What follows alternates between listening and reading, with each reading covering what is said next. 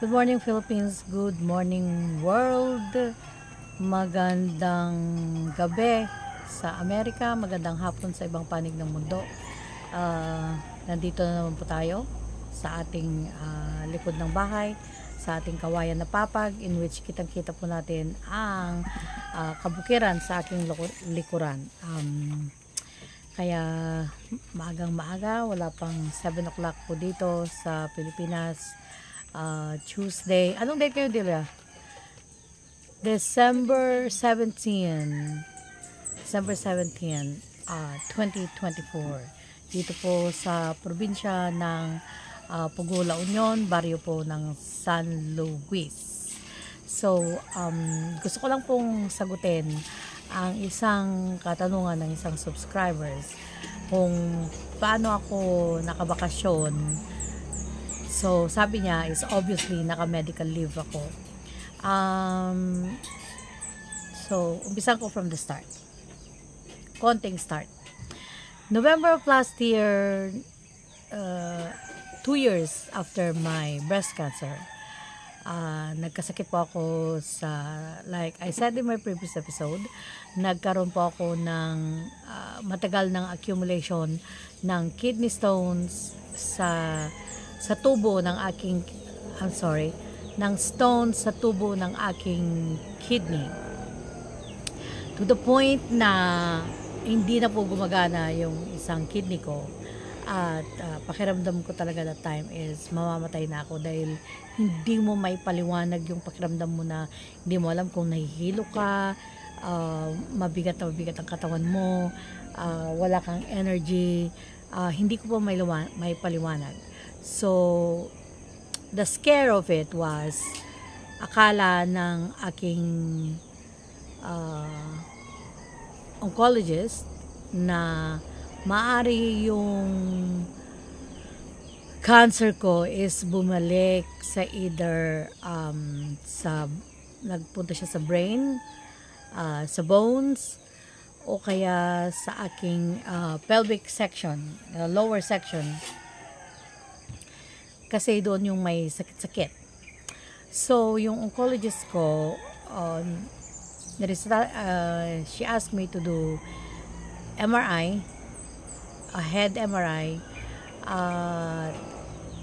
scans. So hindi ko nagawa yung MRI because for some other reason which I will discuss later on. Pero ginawa,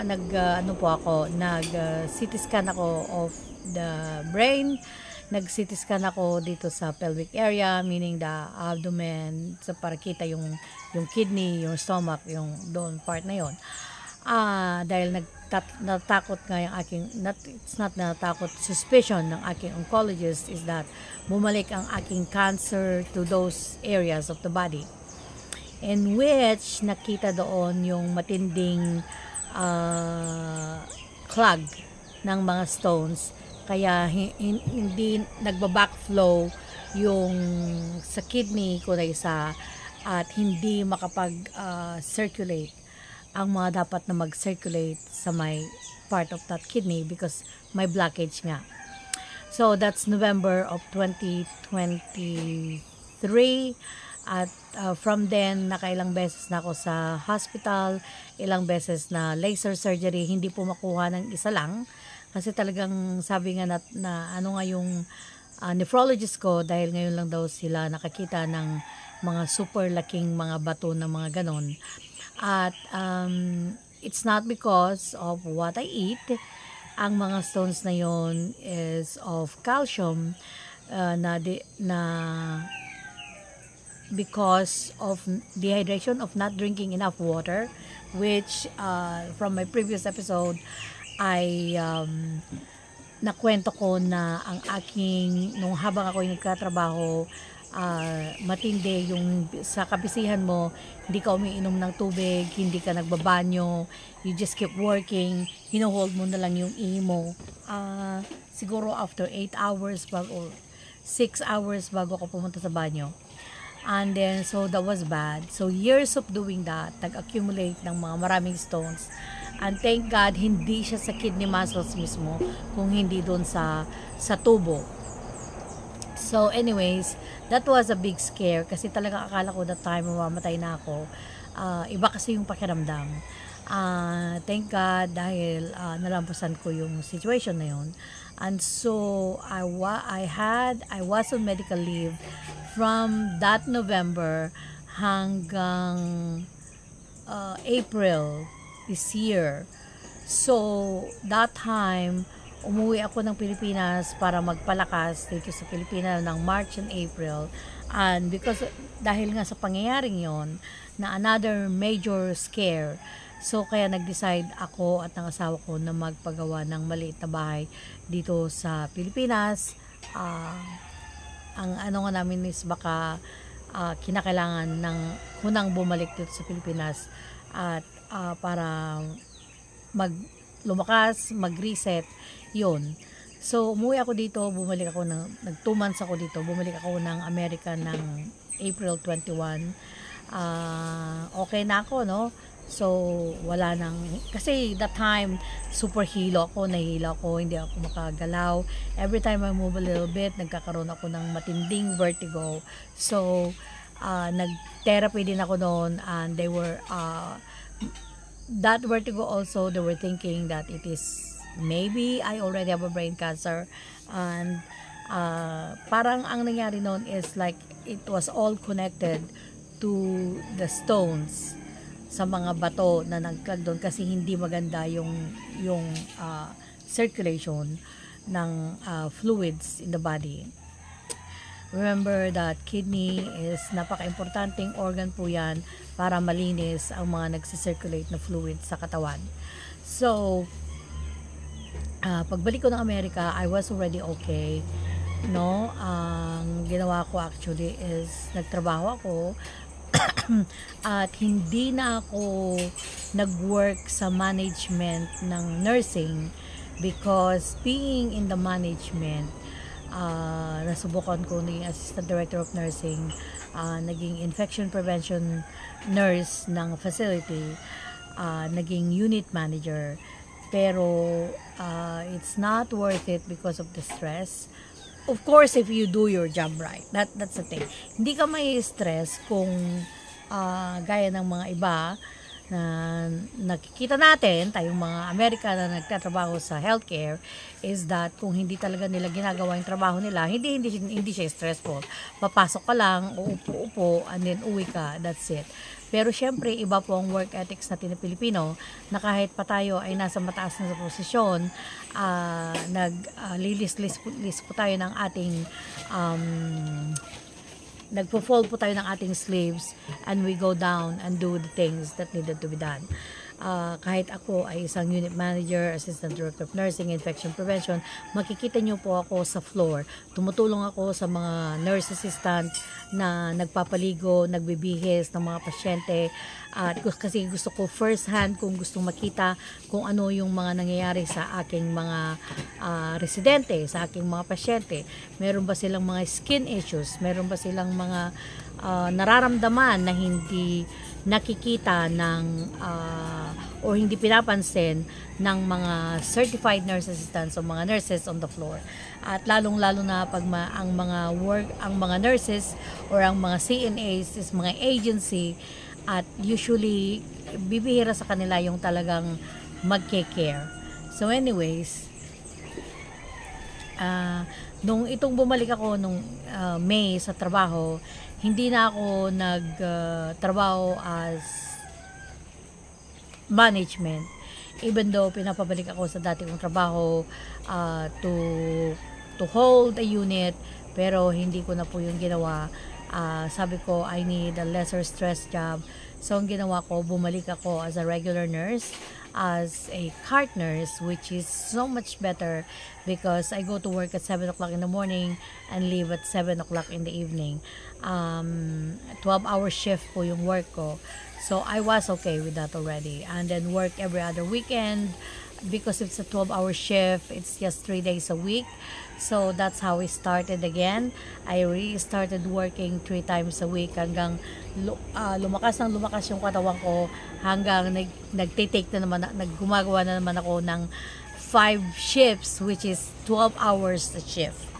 hanggang itong August, nagpunta kami sa Mexico ng aking asawa for our 15th year anniversary.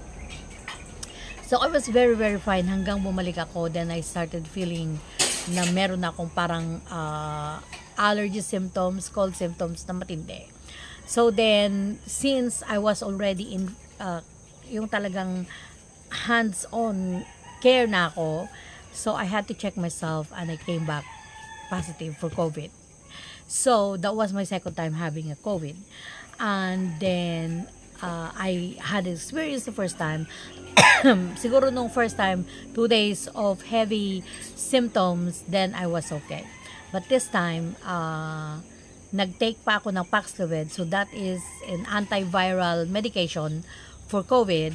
Nag-take pa ako noon, pero natanggal ang mga symptoms ko na yung clogged nose, the cough, congestion, yung mga yun natanggal. Pero ang pinagtataka ko, bakit ako nanghihina every day. So I was getting weaker and weaker and weaker every day, which is supposed to be the opposite, na kapag tumatagal na, dapat lumalakas na.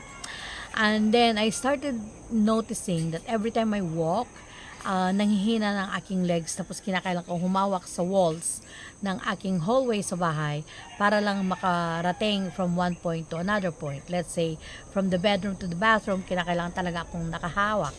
And then, ganun, and then unti-unti lalong humihina ang aking paa hanggang to the point na nagsasalubong na ang aking mga tuhod. So, ganun na po katindi. Kinakailangan ko nang gumamit ng tungkod. So then, in-email ko ang aking doctor and I told him like, Doc, ganito ang nangyayari. Even before that, dahil hindi ako lumalakas, napunta pa ako sa hospital and they told me like, yeah, well, you have a regular COVID symptoms, kahit 10 days na, you just have to wait it out. Yun ang sabi nila. So then, another week passed at ayun nga, lumalakas na, humihina ang aking paa. I emailed my doctor and because it started from sa baba ng sa aking mga paa, umaakyat na sa aking legs, umakyat na hanggang thighs, hanggang sa aking thighs, ang panghina ng aking lower extremities. So, in-email ko ang doctor ko. I was already worried that time na baka parang parang multiple sclerosis, parang ALS, ganun na po yung mga symptoms na nararamdaman ko. So, I emailed my doctor and my doctor said na may suspicion ako na because you had COVID, ang isa sa very rare side effect, sabi niya, side effect ng COVID is Guillain-Barré syndrome. So, Guillain-Barré syndrome is an autoimmune disorder. So, ibig sabihin, yung immune system mo, kinakalaban niya yung katawan mo. So, yon ang suspicion ng aking doctor, which that suspicion is also very, very bad. Having a Guillain-Barré syndrome, lalo na pag umakyat na sa lungs mo at saka sa heart mo, talagang delikado ka na. Kasi maapektuhan na yung paghinga mo at saka pagbeat ng heart mo kapag umakyat na sa taas yung viral. It is still a viral infection. It is caused by a viral infection, ang Guillain-Barré syndrome na autoimmune disorder. So, punta ako ng emergency room and immediately tinignan ako ng neurologist and immediately inadmit ako, and the prognosis was ang prognosis ng doktor, it will take months for me to recover kasi hindi ko pa maitaas ang aking paa. Habang nakahiga ka ganyan, pinapataas yung paa mo, I can't even lift my foot up even 1 inch. So ang nangyari, sinabi agad sa akin ng doktor na, well, don't worry, at least hindi pa nakarating sa heart mo, hindi pa nakarating sa lungs mo. And then to cut the story short, God performed a miracle because after only 1 IV is na-resolve yun, bigla akong nakalakad. And then, akala tuloy ng neurologist, it wasn't a Guillain-Barré syndrome. But then, when I went to a second opinion of another neurologist, it was actually a Guillain-Barré syndrome. So, I had an autoimmune disease.